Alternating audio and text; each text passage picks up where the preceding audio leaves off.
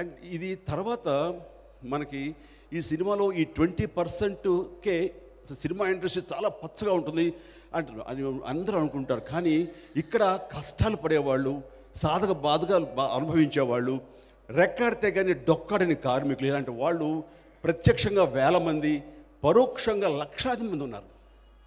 ఇలాంటి వాళ్ళు అందరూ కలిస్తేనే ఇండస్ట్రీ తప్ప ఒక 5-6 మంది హీరోసో, 5-6 మంది ప్రొడ్యూసర్లు, 5-6 మంది డైరెక్టర్లు వీళ్ళు కలిస్తే ఇది కాదు సినిమా ఇండస్ట్రీ. వీళ్ళు బాగున్నారు కదా, సినిమా పచ్చగా ఉంది అంటే కనుక మెరిసేదంతా బంగారం కాదు అన్న సామెత వర్తిస్తుంది ఇక్కడ. కాబట్టి అది కాదు మనం కోరుకునేది. ఈ మధ్య కరోనా సమయంలో మరీ సుస్పష్టంగా తెలిసింది.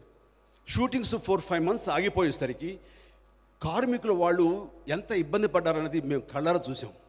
మాకు తోచినట్లుగా వాళ్ళని వీళ్ళని, ఆ హీరోని ఈ హీరోని అతను పెద్దల్ని అందరిని అడిగి ఏదో కొన్ని కోట్లు కలెక్ట్ చేసి, సో నిత్యావసర వస్తువులు, గ్రాసరీస్ ఫర్ 3-4 months 3 times వాళ్ళందరికీ అందివ్వగలిగాం.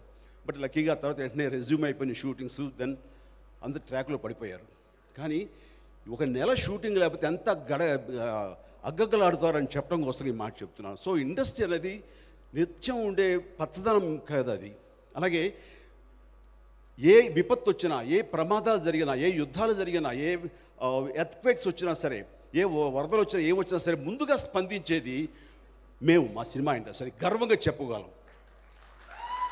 అలాంటి ఇండస్ట్రీ చెవట్లు పట్టిస్తుంది సుమా. సో అలాంటి ఇండస్ట్రీ ఈ రోజున అదే రకమైనటువంటి సంక్షోభంలో పడిపోయింది. సినిమా కాస్ట్ పెరిగిపోయింది అండ్ ఎక్కడ కాంప్రమైజ్ అయ్యే పరిస్థితి కాదు ఇది. సో దానికి గాను ప్రభుత్వాలని, 2 ప్రభుత్వాలని ఈ యొక్క లవ్ స్టోరీ వేదిక ముఖంగా నేను అడుగుతున్నాను. మేము ఆల్రెడీ నారాయణ దాస్ గారి నాయకత్వంలోనూ మిగతా అందరూ కూడాను, ఇలా రామ్మోహన్ రావు గారు, క్షమించాలి రామ్మోహన్ రావు గారు, ఎస్ సార్, ఆయన నా చిరకాల మిత్రుడు, ఆయన కూడా ఇందులో పార్ట్ అవ్వటం అనేది మనస్ఫూర్తిగా అభినందిస్తాను. మనందరం కలిపి ఈ ఇండస్ట్రీ ఫ్లరిష్గా ఉండాలి, బాగుండాలి అని చెప్పేసి మనకున్న సాధక బాధకాలు ఉండి బడ్జెట్ పెరుగుతున్న విధంగా కాస్ట్ ఆఫ్ ఇది పెరుగుతున్న సందర్భంలో అంత రెవెన్యూ రాకపోవడానికి ఏంటి కారణాలు అని చెప్పి మేమందరం కలిసి ప్రభుత్వాలకు విన్నవించుకోవడం జరిగింది. అండ్ దానికి సానుకూలంగా స్పందించేవారు అయితే ఇంతవరకు జీవో రాలేదు. అలాగే ఆంధ్రప్రదేశ్ ప్రభుత్వాన్ని, ఆంధ్రప్రదేశ్ సీఎం గారిని కూడా మీ సభాముఖంగా అడుగుతున్నాను, మీరు కనికరించండి, మాది స్పెషల్గా తీసుకోండి. బయట అనుకున్నట్లుగా 4 హీరోలు ఏదో హైయెస్ట్ రెమ్యునరేషన్ తీసుకుంటారు, డైరెక్టర్లు బాగా సంపాదించుకుంటారు అనేది 4-5 మాత్రమే. వాళ్ళ కోసంగా మిగతా వాళ్ళందరూ సఫర్ అయ్యేలాగా మాత్రం ఎలాంటి నిర్ణయాలు తీసుకోవద్దు. దయచేసి సభాముఖంగా వినమ్రంగా అడుగుతున్నాను, ప్లీజ్ దయచేసి